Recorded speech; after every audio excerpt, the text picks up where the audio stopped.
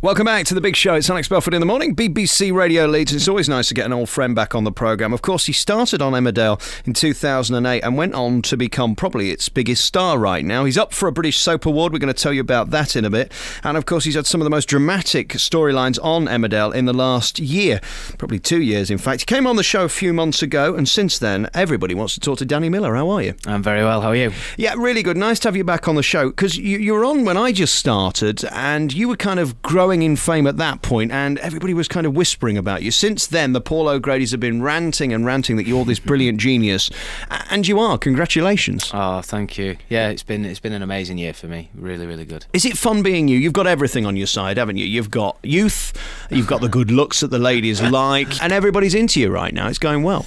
Yeah, it's just been, like I said, an amazing year, and being so young and sort of nominated in all these big sort of categories with big competition and people who've been in the business for years it's a big honour, really. And you know, as I said, at such a young age, moving away from your parents and your family and sort of being alone in a city that you're not, you know, you don't know very well, it's just sort of turned my life upside down, really. But I'd say it's definitely turned my life upside down for the better. And of course, once you're good at something, you've then got the pressure of doing it day in and day out. And the more people that are looking at you, the better you've got to be. Yeah, it does put sort of more pressure on you. You know, I've very luckily won a couple of awards this year. Last year, 2010, which was a great year for me. And I think it does put a bit of pressure on you for some reason. I think it's just to do with the fact that people are just saying, "Oh, right, so you think you can do something? Well, let's see it." And you know, that pressure sort of builds up on you day in, day in.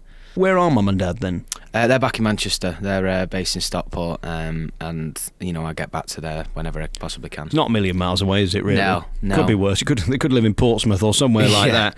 So you get the call to get the gig. Did you have any idea they were going to use you so much? I spoke to Norris from Coronation Street just before Christmas, and he said the thing about these soaps is they never know what they've got, really. They think you've got something, but it's for you to prove yourself, and you certainly have. And then they've kind of given it such legs that you've had great storyline after great storyline. That's really the key to your success, isn't it? Yeah. Well, I mean, when I came into the soap, I was just told that I was just going to be this stroppy teenager who was, you know, going to go around and cause trouble with young girls around the village, his age, and, you know, sort of really just do nothing, really. And then, you know, a new producer took over, who was brilliant, who's passed away, God bless him, and he just sort of turned my life and Emmerdale's life upside down, like I said, and just gave me storyline after storyline. And it's true, you know, you go into these soaps and you don't really know what's in store for you, you know, up to a certain point. But if you get on the screen and people are commenting to the producers and saying, oh, they don't like you and stuff, you know,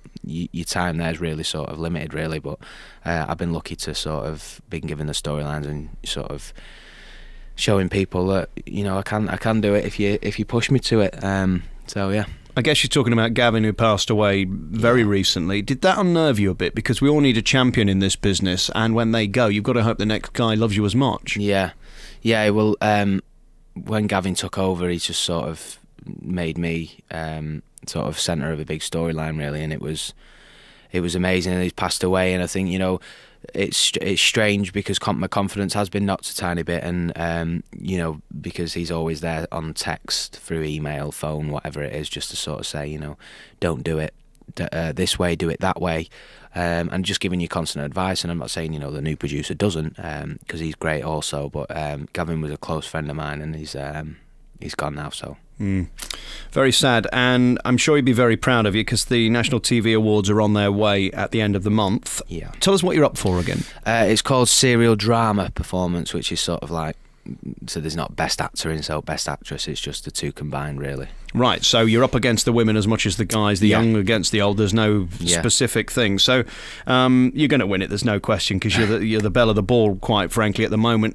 I think one of the big moments for you was this Christmas with Paul OGrady. Yeah. If you don't mind me saying, he took a big risk with you. Yeah. He'd got Bette Midler on one side and you on the other. Now, I'm not putting you down for a second. No. But he obviously thinks you're brilliant to put you next to her, because she's an international megastar. It says a lot about what he thinks about you. Yeah, it does. And I mean, when I got the call to do it, I was originally supposed to go on the last live show that he did, but then Paul took it a step further and said to his producers that he wants me on the Christmas Eve show.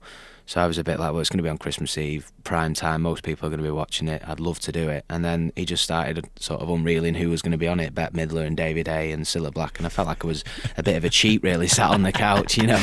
How does it feel when Cilla knows who you are before you even walk in the room? It was Cilla was the only one who obviously knew who I was. I think she's a bit of a soap fan, obviously, other than Paul. But Bette Midler lives in America, and David A's off training, you know. And she just sort of put her arm around me and said hello, and it was like, oh God, it was really, really strange, you know, from watching Blind Date and surprise, surprise, and all that, you know, really strange. And did she do anything inappropriate? I've spent a little bit of time in locked rooms, and you've got to be a bit careful. Fortunately, I'm deeply unattractive, so I didn't have those worries.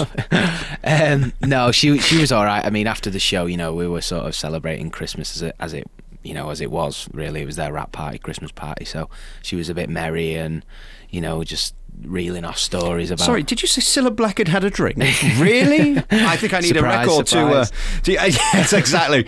We're going to come back next with Danny Miller, the star of Emmerdale, probably one of our greatest actors of his generation. Well, he is, and I'm certain he's going to win this National TV Award. This is what you need to do. Go to www.nationaltvawards.com/vote and vote for Danny Miller, big star of Emmerdale. Back next. Back with our remaining moments then with Danny Miller. He's the star of Emmerdale right now, and there's so much we could talk about. We covered a lot of it last time, that you were thrown into this gay storyline and all of that stuff.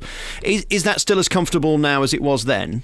I think I've obviously grown into it a bit more now, and I've become a bit more sort of confident, and, you know, the whole sort of playing a gay lad in a soap isn't as big of an issue as I thought it might be.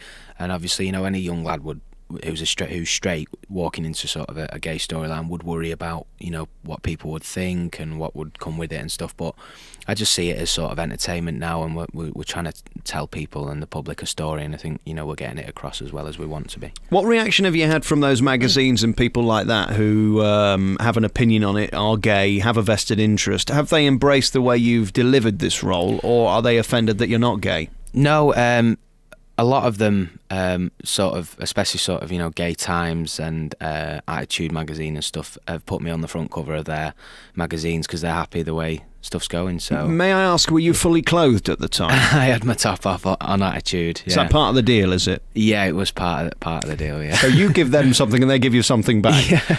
And that thing of being attractive, I know you're in a relationship right now. Is that still going? Is that all right? Is it? Yeah, any questions you'd like to ask me? I'd like to help in any bedroom issues or anything you've got. I can help you with all of that. It must be really interesting to be popular and to have girls fancy you. How does that feel? That's another thing I've never experienced. Yeah, it's strange because obviously before I was on the telly and whatever, and people wouldn't really sort of give me a second look or whatever. But I think now, is that true? That's true. That is true. That's true. I mean, I would always sort of be all right, and, you know, I'd get by and fancy. There girls wasn't a or drought. whatever. That's what you're saying. Yeah. Okay, I get that. Yeah. But then when the telly thing went out, it was all a lot more sort of, oh, look who it is. And how do you avoid yourself being tempted by the really hot girls that you would never have got 2 years ago, or all that stuff? Because even though you've got a girlfriend, we're all human, aren't we? Put it that way. Yeah. I think it's just the fact that, you know, I'm in a loving relationship, and I think that's it. That's all. So as long as you don't get bored, everything will be fine. Yeah. Yeah, and I couldn't get bored. Out on the town then, how does that feel? Do you go out much? Do you like restaurants and clubs and all that, or do you keep yourself to yourself? I don't mind going out restaurants and stuff, but I've had a lot of trouble in the past in clubs, which has put me off a lot. So I kind of try to avoid them and stick to sort of bars and stuff like that until 1 o'clock in the morning when I'm hammered, and then I'm off into any club that'll have me. What is it then? The guys get jealous because you're better looking than they are, or you're a bigger star than they are. What is it? I don't know. I think, you know, obviously it when you are on the TV and you're recognisable and stuff, I think it's expected that lads who have got girlfriends and then their girlfriends spot you and say, oh, come here and take a picture. Obviously that's always awkward, and I think, you know, I think, like you said, everyone's human, and it probably would be a bit embarrassing if it was my girlfriend. Is the toughest thing for you saying no? Because I've spent a lot of time with famous people, far more famous than I am, because I'm not, but it's always a bit uncomfortable because they'll say, can you have a photo? And the last thing you want to say is no, because you don't want to be the arse, do you? You want to be the guy that says yes, but actually then you've got to have some time to yourself. Is that tough for you right now? It is now, yeah, because of sort of the popularity of the storyline and the show's increased, so it's got more and more I wouldn't say worse, but it's got more and more recognisable over the last year. I think the only time that I ever say no to somebody is when I'm eating. If I'm having a meal with anybody, I'll always say no, because I just think it's rude. I wouldn't go over and interrupt somebody else's meal and ask them for something if, you know. But I always say, if someone asks me during the meal, I say, I'm just eating, but I'll have one after you. I admire you very much, because I've had that where it's really uncomfortable because you don't want to offend anybody and you don't want to look difficult. It's almost as if some people think they have a right. Yeah, well, that's it. A lot of people, I mean, to be honest, 95% of the people that come up are very polite, but you do obviously have the people that, you know, want to sort of say to their mates, oh, guess who I saw and guess what I said to him last night. But, you know, it's a case of being polite to people and just saying it to the nicest possible, in the nicest possible way to them. I know you've been looking at me for the last 10-15 minutes, and I know what you want. Shall I get it for you? I know you're after one of my new signed photos, aren't you? This is what you've been after all your career, all I've isn't come it? For, isn't Alex, it? Yeah, this isn't is that all true? I've come for. Hey, listen, congratulations on everything. You've done a sterling job in this soap, and you look like you were born to do it. I hope that's a compliment. You make it look so simple, and I have greatest respect for anybody that makes it look simple on a show that actually is full of pressure. Yeah. It's so fast, you can't keep cocking up or you're going to be out. And they've embraced you within the show and outside of the show more than I think anybody in recent history on the soaps. Yeah. And that's purely down to your ability to turn it on with the character.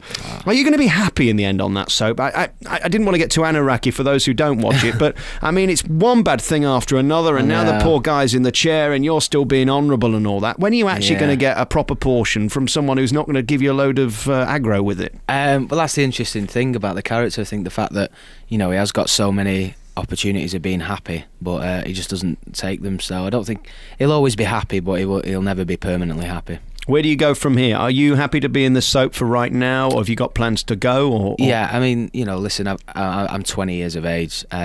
I've only been there 2 years. You know, I think it's the character's still not run its legs yet. Good for you. I get so sick of having these guys on, girls as well, more girls than guys actually. You say, I'm going to go on and be a big star in LA or somewhere else. No, you're not, love. You just hang on where you are for a bit. Yeah, that's brilliant. And people see you around town. You're always around West Yorkshire, and this is your home now, is it? Yeah, it is. Yeah. Which is a bit strange to say, really. Stop bothering him during dinners. Just wait till the end or outside. Hang on a bit. Hold your horses. That's all we need to say. Right, let's do some business for you then.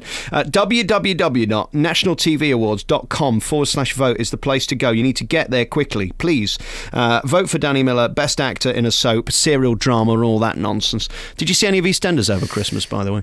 I didn't watch any soaps over Christmas. There was a silly storyline about babies dying. Can you imagine on Christmas? So, yeah. Isn't that stupid? I mean, babies dying on Christmas Day. Who'd have thought of that? Mind you, all lot are up to it with rape and all that. Bring back Norris on Coronation Street. Make us laugh, for the love of God. Hey, Danny Miller, really good to talk to you. And let me give it one more time. www.nationaltvawards.com/vote. Go and vote for Danny Miller, top man, and good luck with everything. So Thanks, coming Alex. on the show Cheers. again. Thank you.